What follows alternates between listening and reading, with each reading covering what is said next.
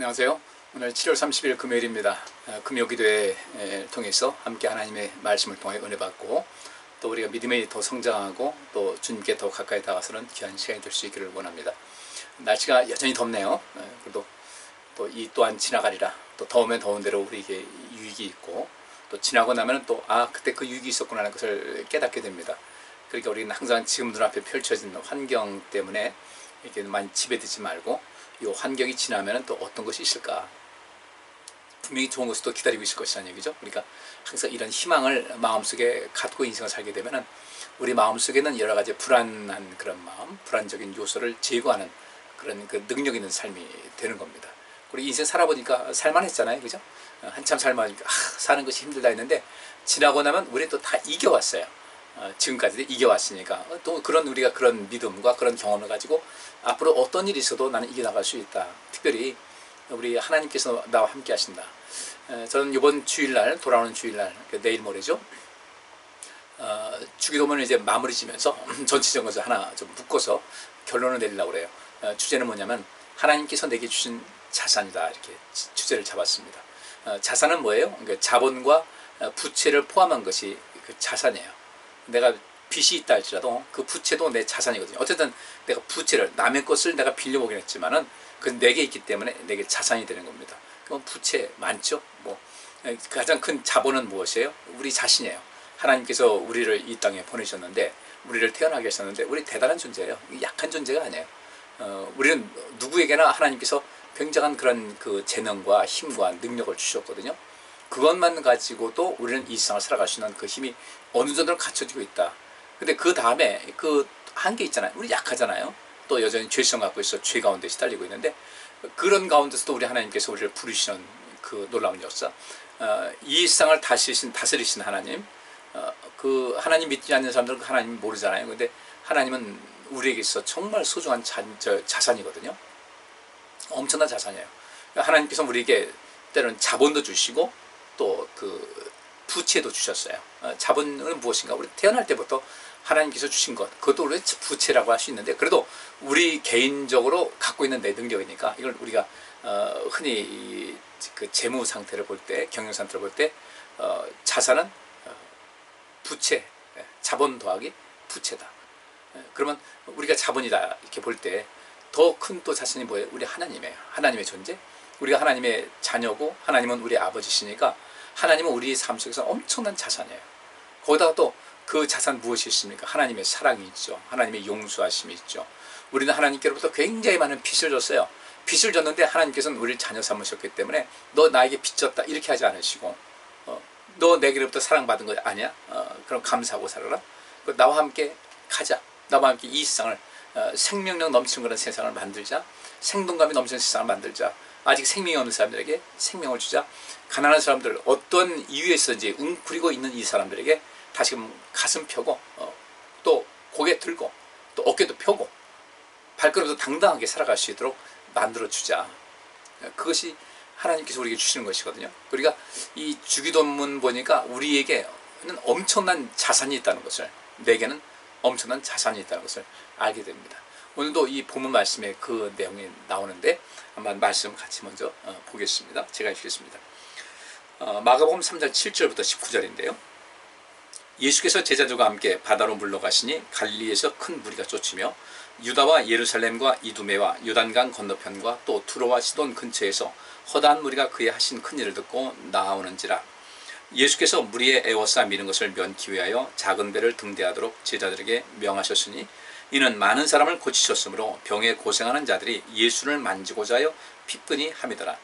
더러운 귀신들도 어느 때든지 예수를 보면 그 앞에 엎드려 부르짖어 가로되 당신은 하나님의 아들이니이다 하니, 예수께서 자기를 나타내지 말라고 많이 경계하시니라. 또 산에 오르사 자기의 원하는 자들을 부르시니 나아온지라. 이에 12를 채우셨으니 이는 자기와 함께 있게 하시고 또 보내사 전도도 하며 귀신을 내어 쫓는 권세도 있게 하려 하심이라. 이 12를 세우셨으니 시몬에게는 베드로라는 이름을 더하셨고 또 세베대의 아들 야고보와 야고보의 형제 요한이니 이 둘에게는 보아너게 곧 우레의 아들이란 이름을 더하셨으며 또 안드레와 빌립과 바돌로메와 마테와 도마와 알페오의 아들 야고보와 및 다데오와 가나안인 시몬이며 또 가룟 유다니 이는 예수를 판 자르라. 아멘. 오늘 말씀은 굉장히 단순한 것 같은데 그 속에 또 우리에게 주는 아주 깊이 이렇게 시사해 주는 그런 내용이 많이 있어요. 그냥 평범하게 예수님께서 제자를 부르셨다는 이런 이야기, 또 예수님께서 귀신 들린 사람에게서 귀신을 쫓아내셨다, 병든 자를 고쳐주셨다, 이런 말씀이 나오는데, 여기서 우리가 좀 더 약간 각도를 좀 이 나와 있는 그 내용에서 조금 이제 그 비껴서 이 현장을 좀 바라보시자고요. 예수님께서 하신 그 현장을 바라보면 7절 말씀에 예수께서 제자들과 함께 바다로 물러가시니 갈릴리에서 큰 무리가 쫓았다 그랬어요. 바다로 물러갔다는 것은 어디 나갔다 물러간 뭐 약자의 그런 것이 아니라 이제 그 방향을 이제 돌리셨다는 거예요. 그 앞에 어떤 일이 있었냐면 예수님께서 그 안식일의 문제 때문에 이 바리새인들에게 이제 공격을 당할 지경이 됐어요.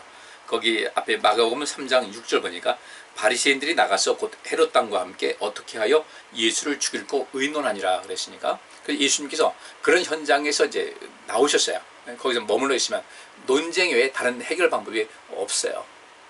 뭐 눈이 감겼고 또 귀가 막혔기 때문에 아무리 이런 사람들에게는 주께서 말씀하셔도 듣기는 들어도 깨닫지 못하고 보기는 보아도 알지 못하니까 오감을 통해서 우리가 얻을 수 있는 것이 얼마나 많아요. 근데 듣기는 듣는데 그들에게 그 마음의 장벽이 하도 굳건하다 보니까 안 돼요. 그래서 예수님께서 씨 뿌리는 비유를 말씀하시면서 그 말씀이 무슨 뜻인가 알고자 찾아온 그 사람들에게 뭐라고 하셨어요? 너희에게는 하나님의 나라의 비밀을 아는 것이 허락됐다. 하나님의 비밀, 하나님 나라의 비밀을 아는 것이 허락이 됐다라고 말씀하셨어요. 그들은 어떻게 했어요? 문을 두드린 거예요. 실상은 문을 두드리라. 그러면 열릴 것이다는 말씀이 바로 그런 것이거든요. 이 주님께서 어떤 비유를 말씀하셨는데 알지 못하는 거예요. 알지 못하니까 이게 무슨 뜻인가 알고자 해서 문을 두드린 거예요. 그래서 두드리라 열릴 것이라는 것은 바로 그 주님께서 말씀하신 모든 것을 제대로 알기 위해서, 하나님의 말씀이 내게 어떤 의미를 주는가를 알기 위해서 힘쓰는 사람들, 이 사람들을 향해서 성경은 예수님께서는 그렇죠. 두드리라 열릴 것이다. 예수님께서 비유를 말씀하셨어요. 씨 뿌리는 비유를 말씀하셨을 때 사람들이 그것이 무슨 뜻인지를 알지 못했어요. 알지 못하니까 이게 무슨 뜻이냐, 어렵다, 나 그냥 아니 뭐 그런가 보다 넘어가는데, 그때 몇몇 제자들이 주님을 찾아가서 이것이 무슨 뜻입니까? 좀 가르쳐 주옵소서. 문을 두드리거든요. 우리 지금도 성령의 문을 두드리세요. 성령께서 우리가 알려주신다는 거죠. 예수님께서 말씀하셨잖아요. 또 다른 보혜사하고 하면 너희가 모든 것을 생각나게 하시고 또 가르쳐 주실 것이다. 그것도 우리 자본 아니에요? 엄청난 자본이에요. 근데 우리가 이 자본을 활용을 못한다는 거죠. 이 자산이에요, 자산. 이것을 우리 어떻게 하면 활용할 것인가를 생각해야 되는데 그것을 하지 못하는 것이 그 문제라는 겁니다. 그러니까 그 씨 뿌리는 비유에서 말씀하시기를 어떤 말씀은 길가에 뿌려져 가지고 뭐 새들이 와서 그냥 쫙먹었다. 어떤 사람은 뭐 돌짝밭이다, 가시덤불이다. 그러니까 이 예수님을 죽이려고 했던 이 바리새인들, 율법을 아주 가장 잘한다고 했고 전문가라고 하는 이 사람들이 하나님의 아들로 오신 예수님을 몰랐어요. 구약에 이미 말씀하고 있는데, 엠마오로 예수님께서 이제 죽으시고 나서 부활하셨는데 그 부활하신 소식을 알지 못하고 그 사건을 알지 못하고 엠마오로 가던 두 제자가 길가에서 주님을 만났어요. 그들은 알지 못했죠. 저 죽은 사람이 어떻게 살아날까? 그랬는데 예수님께서 구약 성경에서 이제 그 예수님에 대해서 그 메시아가 이 땅에 임할 것이고 구원자가 임할 것이다. 그 예수님이죠. 그것을 쭉 풀어서 이야기를 해주셨어요. 근데 그들은 거기에 끄떡끄떡하고 있는데 그 다음에 이제 예수님께서 갑자기 사라지셨거든요. 그때 그들이 한 얘기가, 그때 우리가 그분의 말씀을 들을 때 마음이 뜨겁지 않더냐. 네, 그래야 돼요. 이게 굉장히 중요한 거예요. 오늘 본문이 사실 그런 이야기예요. 그 흐름이 모든 것이 그런 것인데, 어쨌든 이 바리새인들이 주님의 말씀 들을 때 마음이 뜨거움도 없고, 이 속에서 반발만 생기는 거예요. 왜 그럴까? 왜 그랬을까? 그들 욕심 때문에 그래요. 욕심 때문에. 욕심이 자리하니까 예수님을 어떻게 보이는 겁니까? 자기가 목표하는가, 자기가 어떤 얻고자 하고 챙기고자 하는 것이 자꾸 이제 물거품이 되니까 여기서 이제 화가 난 거예요. 화날 일 없죠. 그분을 따르면 되는데. 그러니까 예수님의 제자들 보니까 그냥 평범한 사람들이에요. 그냥 평범한 사람들. 이게 뭐 특별하게 드러나는 사람도 아니에요. 직업이 뭐 뛰어난 것도 아니고. 그래도 드러나는 사람은 아니고 오히려 사람들에게 손가락질 받는 그런 위치에 있는 사람도 있어요. 그런데 주님께서는 그들을 들어 쓰시지 않습니까? 결국은 우리가 주님께로부터 쓰임받고 우리가 온전한 믿음의 사람이 되기 위해서는 일단은 그 주의 말씀을 마음에 받아들이고 그것을 깨닫고 또 알 수 있어야 해요. 근데 들어도 깨닫지 못하고 보아도 알지 못하고 혹시 우리는 그런 것이 아닌가를 좀 돌아보시면서 우리 성도님들 우리 모두 함께 마음도 열리고 눈도 열리고 귀도 열리고 그래서 주의 은혜를 한껏 받아들이는 뭐 그것만큼 복 있는 사람이 어디 있겠어요? 절대 마음이 어두워지지 말자고요. 보기는 보아도 깨닫지 못하는 사람 되지 마시고요. 들었는데도 깨닫지 못하고 봐도 알지 못하는 이런 단계가 되면 안 돼요. 예수님 제자들은 예수님을 알았어요. 쫓는 거죠. 근데 여기서 이제 예수님을 죽이려고 하는 이 바리새인들, 전문가들이라고 하는 성경에 대해서 전문가라는 이 사람들이 오히려 그 예수님을 더 바로 알아야 될 그 예수님을 죽이려고 했다는 사실. 그래서 예수님께서 그 바다로 물러가신 거예요. 그 바다에 누가 살고 있습니까? 그야말로 그냥 평범한 사람들, 가난한 사람들, 병든 사람들 모여있고 한 그런 곳인데 바다로 가시니까 갈릴리에서 큰 무리가 쫓았어요. 이 갈릴리 그 바다 주변을 예수님께서 계속해서 그 지역을 도르시면서 그 해변을 뭐 호수 같은 것이니까 도르시면서 이 복음을 증거하셨는데 갈릴리에서 큰 무리가 쫓았고 갈릴리뿐 아니라 유다와 그다음에 예루살렘과 이두메 뭐 약간 이 이방 지역과 겹치는 걸로 보십니다. 또 요단강 건너편 그다음에 두로와 시돈 근처에서 이방 지역까지 이것이 퍼진 겁니다. 허다한 무리가 그의 하신 큰 일을 듣고 나왔다. 엄청난 무리가 예수님을 쫓아 나왔는데 예수님께서 하신 일이 너무도 큰 일인 거예요. 귀신 쫓아냈다는 말씀이 많은 거 보니까 이 당시에는 그 귀신이 상당히 강하게 역사했던 것 같습니다. 그 이유는 모르겠어요. 그 시대마다 귀신이 그 전략과 전술을 늘 바꾸죠. 옛날 시대에 그 활동했던 그 귀신들의 전략과 전술은 지금 시대는 먹히지 않는 거예요. 그러니까 지금 시대에 먹히는 전술이 있어요.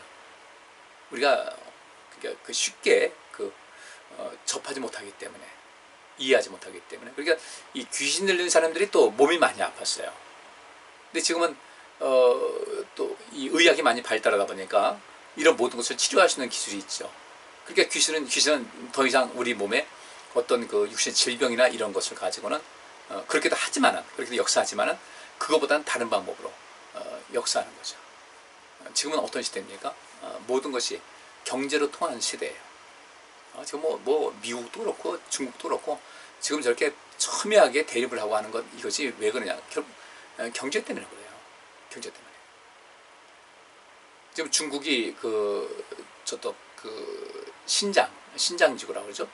그쪽은 원래 이슬람 교도들이 이제 살고 있는 그런 곳이었어요. 원래 그러니까 뭐 여기서 아프가니스탄, 파키스탄, 뭐 투르크스탄에서 스탄으로 끝나는 그런 나라들 맞지? 이게 전부 다 그 아랍 세계들의 그에서 통하는 그런 이야기예요. 스탄으로 끝나는 것이요. 그러니까 이 신장지구도 원래 그 아랍 세계에 있던 것인데 청나라 때 이제 그것이 정복을 당했고 그 지역이 이제 점점 오면서 한번 때 독립운동도 하고 했는데 그 중국의 국공전쟁이 끝난 다음에 또 잠시 잠깐 독립했었는데 또 점령을 당했어요. 근데 그 신장지구 지금도 독립운동을 굉장히 활발하게 하죠. 근데 중국에서 절대로 놔주질 않아요. 왜냐하면 그 신장지구 너머로 보기 때문에 이제 아랍 세계들이 굉장히 많습니다.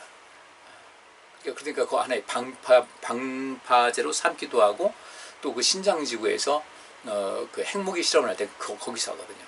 거기 뺏기면 어디 할 데가 없어요. 그리고 거기 또 석유 매장이 굉장히 많아요. 그러니까 암만 독립을 해줘도 놔주지 않죠.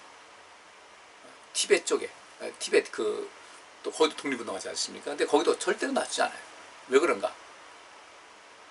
그 중국의 엄청난 그 양쯔강인가요?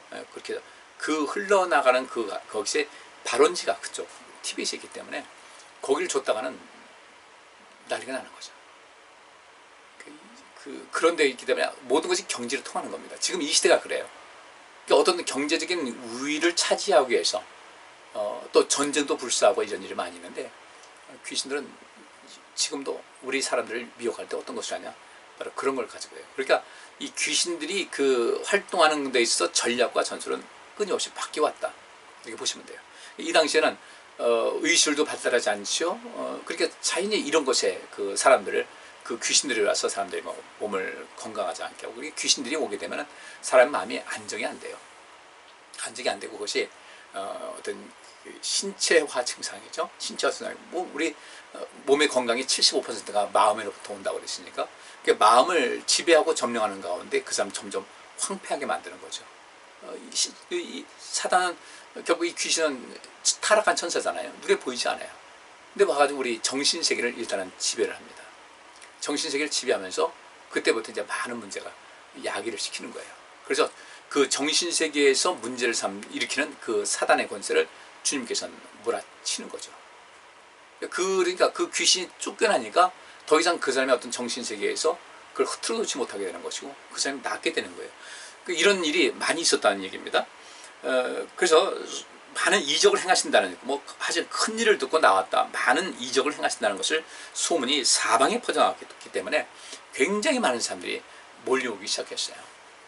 뭐 가장 큰 것이 이제 병든 사람들, 또 귀신 들린 사람들 하다 보니까, 역시 좀 전에 말씀드린 대로 의술을 발달하지 않아서 그 옛날의 고대의 그 의학이 좀 부실했겠죠. 부실하고, 그래서 거의 뭐 그들은 그 이방 신을 섬기는 사람들은 주술문화라든지 어떤 그 민간요법 가지고서 많은 것을 해오지 않았습니까? 이런 것이 있어서 예수님께서는 그 당시에 그 고통받는 사람들을 고쳐주신 거예요.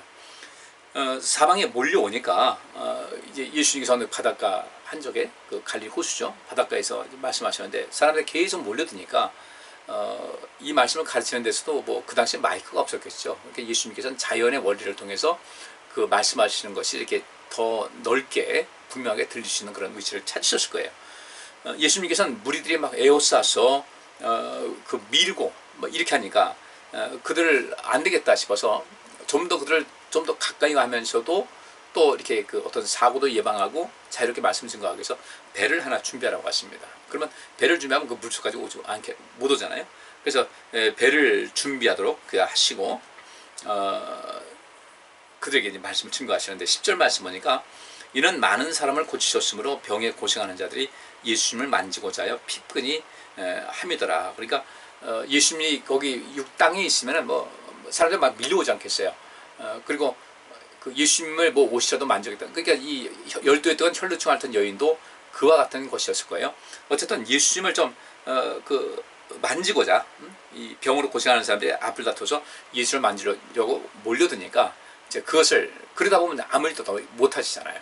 그래서 그런 것을 피하기 위해서 이제 바다에다가 배를 띄워놓고서 거기서 말씀을 증거하시는데, 11절 말씀 보니까 이런 말씀이 있습니다.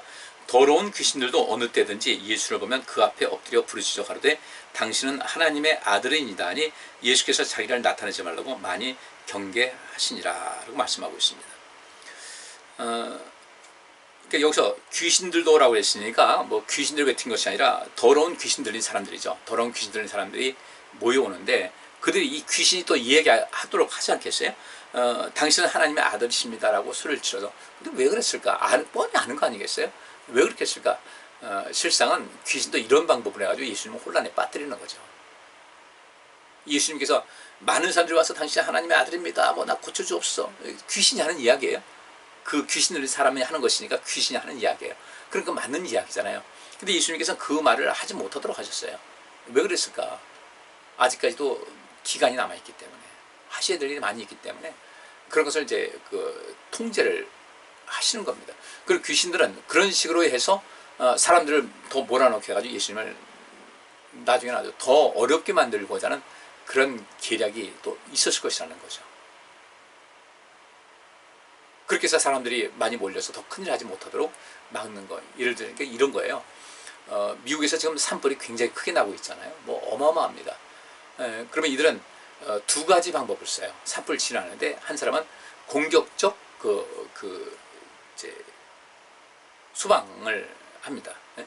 이 소방관들이라서 공격적인 방법을 하고 어떤 건 방어적인 것을 하는데, 방어하는 사람들은 어떤 것이냐면 기왕에 난 불을, 이미 나간 것을 그저 끄는 데 치중을 하고, 또 공격적인 방법 쓰는 사람들은 어떤 맞불을 넣는 거예요. 맞불을 놔서 더 이상 더 크게 확산되지 않도록 막는 거죠. 일부러 불을 내는 거예요. 어느 지역, 저기를 미리 불을 내서 태운 다음에, 태우면 이쪽으로 이 징검다리 식으로 해서 넘어가지 못하게 할 거 아닌가 해가지고 일부러 어느 쪽에다 목표를 정해서 그래서 이제 불을 지르기도 합니다. 그러니까 이 조명탄 같은 게 아주 불을 붙는 그런 거에서 총을 쏴가지고 위에 쏴서 불을 붙여요. 그러니까 이 공격적인 그런 소방, 또 이게 방어적인 소방 수단, 이렇게 하는데, 이 사단도 역시 마찬가지겠죠. 예수님 만나면 쩔쩔매고 어쩔 줄 모르는데, 그들은 그렇게 떠나면서도 예수님을 또 공격을 하는 거예요. 당신은 하나님의 아들이십니다. 몰라서 그래요. 그냥 나가면 되는 건데, 그렇게 해가지고 이야기를 하면 사람들에게 이분이 하나님의 아들이시다는 것을 알게 하잖아요. 어차피 드러날 것이고, 그렇게 하니까 이 사람들이 점점 더 많이 몰려가지고 주님께서 어떤 더 큰 일을 하는 일에 있어서 방해를 넣는 거예요. 그러니까 미리 산불을 놓아서 이 산불이 퍼지지 않게 하듯이, 이 사단은 그런 방식으로 해서 주님께서 이 땅에 오셔서 하시고자 하는 정말 더 중요한 그 일을 못하도록 막는 거죠. 아주 이 사단의 계략이 아주 간교합니다. 예수님께서 그래서 그들에게 자신이 누구라는 것을 세상에 알리지 말라고 엄하게 명하신 거예요. 그 귀신에게도 명한 거예요. 뭐 말은 안 듣죠. 근데 그렇게 명하셨어요. 보통 사람들은 자기 자신을 과시하기 위해서, 자랑하기 위해서 많이 하지 않습니까? 근데 예수님께서는 정말 큰 뜻, 이 세상을 구원하시고 하나님께서 원하시는 그 하나님 나라가 더욱더 힘을 얻게 하기 위해서 그것을 이제 금하도록 이렇게 하신 겁니다. 우리도 주의를 할 때 그래서 이런 절제가 굉장히 중요해요. 어디까지 더 해야 될 것인가, 덜 해야 될 것인가. 우리 몸의 건강도 역시 마찬가지입니다. 여러분 잘 느끼실 거예요. 걸어 다닐 때냐, 걷잖아요. 이 더운 날에 걸으면 한참 걸을 때는요, 땀은 나긴 나는데 언제 또 땀이 나요? 막 걸을 때는 좀 걸을 수 있어요. 막 달릴 때도요, 막 달릴 때는 숨은 막 헉헉거려서 차긴 차는데 그냥 견딜만 해요. 그러다가 어느 속에서 딱 서가지고 딱 멈추면 그때 막 숨에 턱까지 찹니다. 우리 교회 오실 때 더워요. 양산도 쓰고 이렇게 햇빛 맞고 이렇게 왔는데, 그때는 그래도 이 땀이 이렇게 나지 않았는데 막상 교회 와서 앉으면은 에어컨이 돌아가는데도 불구하고 더워서 부채를 하게 돼요. 그런 게 있더라고요. 그건 왜 그런지 모르겠어요. 그건 왜 움직일 때 더 나야 되는데 왜 그런지 모르겠어요. 아마 우리 신체가 활동을 하지 않으니까, 이게 계속 움직이고 할 때는 활동하니까, 이게 뛸 때도 마찬가지로 막 뛰니까 이 심장이 박동 강해지지 않습니까? 그렇게 해서 땀을 나게 하고 몸속에 다 피를 공급하게 하는데, 이제 갑자기 몸은 딱 쉬는데 이 심장 이런 것은 활동을 계속해서 하니까 그러니까 이제 뭐 더 숨이 더 차고 아마 그럴 수 있을 것이에요. 땀도 역시 마찬가지죠. 딱 앉으니까 땀샘이 딱 에어컨인데 땀샘이 쫙 막혀요. 네? 땀샘이 딱 막히고 그러다 보니까 이 발산이 안 되다 보니까 더 더운 느낌이 들 수 있을 것 같아요. 우리가 이 신앙생활도 역시 마찬가지예요. 네, 마찬가지예요. 그리고 우리 성도님께서도 우리 신앙생활의 그 원리, 건강한 원리 잘 절제해야 되겠다. 주님께서 내 이름을 더 말하지 말아라 하신 그 이유 덕분에 하기 위해서 그렇게 했듯이, 우리가 몸 관리하는 것도 우리가 달릴 때는 잘 모르는데 달리는 건 멈추면 더 힘들더라. 그 문제는 거기서 쓰러지는 거예요. 잘 절제해서 모든 것은 지나치지 않게, 운동도 지나치지 않게 우리 몸의 그 자기 체력에 따라서 그렇게 해 나가시고 하는 이런 관리를 좀 잘 해야 될 것 같습니다. 그리고 이제 예수님께서 그렇게 많은 병자를 고치시고 귀신 들린 자를 쫓아내시고 하신 다음에 이제 예수님께서 산으로 올라가셨어요. 그 바닷가에 있는 그 산이겠죠. 거기 올라가셔서 원하는 자를 부르셨다. 어떻게 부르시는 것은 자세히 나와 있지 않아요. 근데 그 다음에 14절 말씀하니까 이에 12를 세우셨으니 이는 자기와 함께 있게 하시고 또 보내서 전도도 하며 귀신을 내어쫓는 권세도 있게 하셔 하림이더라. 요 말씀이 굉장히 중요합니다. 12를 세우셨는데 12를 세우신 목적이 자기와 함께 있게 하시기 위해서였어요. 그러니까 함께 있게 하신 것은 무엇일까? 그들 정말로 강하게 훈련시키는 거죠. 가르치시고 훈련시키시고 돌보시고. 그러니까 예수님께서 이 땅에 오신 것은 하나님 나라를 우리에게 보여주시기 위한 것이었어요. 하나님 나라. 그러니까 거기서 많은 것을 봤죠. 베드로와 요한과 야고보는 또 하나님 나라를 봤죠. 변화산상에서 엘리야를 보고 또 모세를 보고 뭐 이런 예수님께서 그들과 함께 대하는 내용도 나오고 이 하나님 나라에 대한 어떤 공간적인 그런 개념에서도 보여주시고 그 다음에 하나님 나라가 어떻다는 것을 보여주셨는데 오늘 여기 본문에 있는 것도 마찬가지예요. 귀신들이 막 소리 지르면서 쫓겨나가고 병든 자가 낫고 하는 이런 모든 것도 이게 전부 다 이게 하나님 나라의 역사거든요. 그러면 병든 자가 쫓겨났어요. 또 병든 자가 고침받았어요. 귀신 들린 자, 그래서 귀신이 쫓겨났어요. 그러면 그 병든 상태에서 자유를 얻었고 귀신 들린 상태에서 귀신이 쫓겨나니까 이 사람 자유였지 않습니까? 바로 이것이 이 사람에게 정말 이 생명다운 사람이 사는 것 같은 인생을 살아가게 된 거예요. 이제 한숨 내쉰 거예요. 아, 이제 살았다. 그렇습니다. 하나님 나라가 바로 그런 것이거든요. 뭔가 억압받고 또 괴로움 당하고 여러 가지 일 때문에 여러 가지 상황 때문에 너무 고통받는 그런 사람들이 어떤 문제 해결됐을 때 얼마나 행복해요. 하나님 나라는 무엇인가? 우리에게 모든 것을 이길 수 있는 생명과 생명력을 공급하는 것이고 그 힘 받으니까 우리가 모두 할 수 있는 거예요. 이 상황은 똑같은데도 불구하고 그저 이겨나갈 수 있는 힘이 우리에게 주어진다는 것이죠. 또 이길 수 있는 것이고요. 주께서 우리에게 임재하시는 그런 거. 이런 그 역사가 있는데 바로 그런 것을 보다 더 실질적으로 예수님께서는 제자들에게 가르쳐주기 위해서 이들을 택하셨고 함께 있게 하셨어요. 언제까지요? 승천하실 때까지 함께 있게 하셨어요. 마지막 부활하신 다음에도 이 제자들, 이때 부른 그 제자들 따로 불러서 그들에게 또 다른 말씀을 주셨고요. 그 유언 같은 말씀이죠. 당부의 말씀이고 마찬가지로 지금 이 시대를 살고 있는 우리는 뭐 예수님께서는 그때 왔다 가셨으니까 다시 이 땅에 오셔서 뭐 예수님 제자들 부르신 거지 그렇게 하실 필요는 없겠죠. 예수님의 모든 권세가 성령님이 또 있으시니까 그 성령께서 우리에게 역사하시고 우리와 함께 하시는 역사가 있으니까 또 예수님께서 모든 것을 다 완성하셨으니까 다 이루었다고 하신 대로 더 이상 이 땅에 오실 필요가 없겠죠. 나중에 이제 이 세상 심판하기 위해서 이 세상 모든 걸 평정하고 승리의 그 깃발 완전 승리의 어떤 것을 우리에게 보여주기 위해서 또 이루시기 위해서 오시긴 하겠지만 다시 우리를 교육하기 위해서 오신 일은 없다는 것이죠. 왜 그러셨을까? 12를 세우셨는데 첫째는 자기와 함께 하시게 하시려고. 근데 지금 우리가 성령께서 임재하셨잖아요. 성령의 충만함 받고 있고 성령의 인도하심을 따라서 살게 되면요 우리 예수님께서 제자들과 함께 있었던 것 같은 똑같은 일이 있습니다. 성령님은 인격이시거든요. 또 신이시고 우리 같은 인격, 이 격을 갖고 있다는 거예요. 신격이 있다는 거죠. 인격 위에 있는 그 신격을 갖고 계신데 그분이 그냥 우리 사람들과 똑같이 그분은 생각도 하시고 또 어떻게 합니까? 감정도 있으시고 능력도 있으시고 뭐 전능하신 그런 분이에요. 근데 그분께서 우리와 함께 하시면서 놀라운 역사에 있다. 그러면 자기와 함께 예수님께서는 12제자를 불러서 자기와 함께 하시는 것은 그들을 가르치기 위해서 그런 것이니까 이제 성령께서 우리와 함께 하시는 가운데 성령께서 우리를 가르쳐 주시잖아요. 예수님께서 하신 말씀이에요. 내가 가면 또 다른 보혜사가 올 것이다.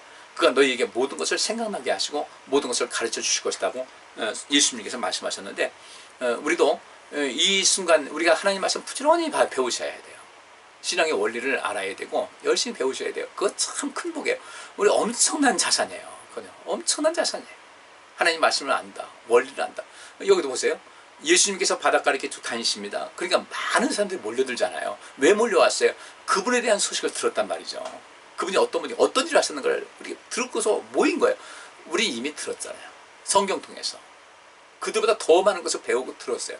그런데 우리는 과연 모였던 예수님 주변에 모였던 사람 같이 우리는 예수님께서 자기와 함께 하시게 하시라고 12제자를 불렀는데 예수님 제자라고 우리는 말하지 않습니까? 그럼 우리도 예수님과 함께 가셔야 되거든요. 예수님께 주목할 수 있어야 돼요. 예수님께서 제자들을 얼마나 능력 있게 하셨어요. 보내신 것이 뭐예요? 14절 보니까 이에 12를 세우셨으니 이는 자기와 함께 있게 하시고 또 보내사 전도도 하며 귀신을 내어 쫓는 권세도 있게 하려 하시느라. 그 제자들에게 하나님 나라가 이런 것이라는 것을 예수님 대신해서 널리 전파하기 위해서 알려주기 위해서 그들을 하나님 나라로 삼으신 거예요. 능력 주셨고요. 그럼 우리도 주님에 대한 소식을 주님에 대한 이런 모든 정보를 또 하나님에 대한 그 지식과 이런 모든 걸 성경에 갖고 있으면서 알잖아요. 그럼 우리가 마땅히 하나님과 동행해야 되죠. 예수님과 동행해야 되고 성령 충만한 그런 삶을 살아가야 됩니다. 그것이 우리 하나님께서 우리를 부르신 목적이에요. 근데 우리 많은 소식을 들었어요. 아, 하나님께서는 전능하신 분이다. 우리 주기도문을 통해서 얼마나 많은 것을 봤어요. 많이 들었고요. 그러면 아, 내가 이렇게 살아야 되겠다. 맞아, 그거 있어. 바로 이것이어서 순간순간 그런 것을 깨닫고 주님과 함께 동행하는 삶을 살아가야 되는데, 우리는 혹시 주님과 동행하는 것을 포기한 것은 아닌가. 그냥 무늬만 기독교 이러면 안 되겠죠, 그죠? 저는 여러분 성도님들 그런 분이 아니라고 저는 믿습니다. 이제는 예수님의 소문을 듣고 예수님 찾아가서 병 고침 받고 또 여러 가지 삶의 새로운 체험도 하고 말씀도 배워서 인생의 어떤 그 목표를 분명하게 하고 또 삶을 새롭게 하고 변화되고 또 죄와의 싸움에서 이기고자 하는 그런 끊임없는 노력을 하고 한 걸음 한 걸음 주께로 더 가까이 다가서는 이런 정말 승리하는 인생 성공적인 삶을 살아가는 것에 열심을 다해야 되는데, 이들은 소문만 듣고서 왔잖아요. 소문만 듣고 예수님에 대한 소문을 듣고 왔는데, 우리는 소문이 아니라 이미 책으로 된 이 모든 것을 몇십 년 동안 우리가 간직하고 그 성경과 함께 살아가고 있는데, 우리가 주님을 가까이 하지 않는다, 동행하지 않는다. 결국은 이유가 뭐예요? 하나님 주님께서 저들로 하여금 예수님과 자기와 함께 있게 하시고 또 보내서 전도도 하며 귀신을 내쫓는 권세도 있게 하려 하십니다. 주님과 함께 했기 때문에 그들은 능력 받은 거예요. 귀신 내쫓는 권세도 있었던 것이고요. 내가 왜 능력이 그만큼 없을까? 왜 내가 하나님 앞에 구하는 것이 채워지지 않을까? 이유는 딱 한 가지예요. 주님을 온전히 쫓는 여러분들 되시기 바랍니다. 열심히 주님 따르셔야 돼요. 주님과 함께 있음을 고백할 수 있어야 되고, 그 본인이 그렇게 느낄 수가 있어야 돼요. 오감으로.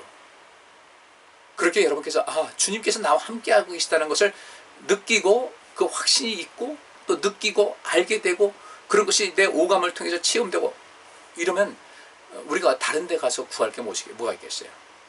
그러면 예수님께서 구하라 주실 것이요 찾으면 찾을 것이다, 두드리라 열릴 것이다 하는 그 말씀 하지 않아도 우리가 그렇게 찾으면서 구하면서 두드리면서 인생 살아가게 되거든요. 그럼 그 모든 것을 다 구하라 주실 것이었으니까 받을 것이고, 찾으면 찾을 것이다 찾게 될 것이고, 두드리라 열릴 것이다 했으니까 내 인생의 문이 열리게 되는 거예요. 주님과 늘 함께 하시고 동행하시면서 그걸 열심히 뒤쫓는 참된 주님의 제자의 삶이 다 될 수 있기를 부탁을 드립니다.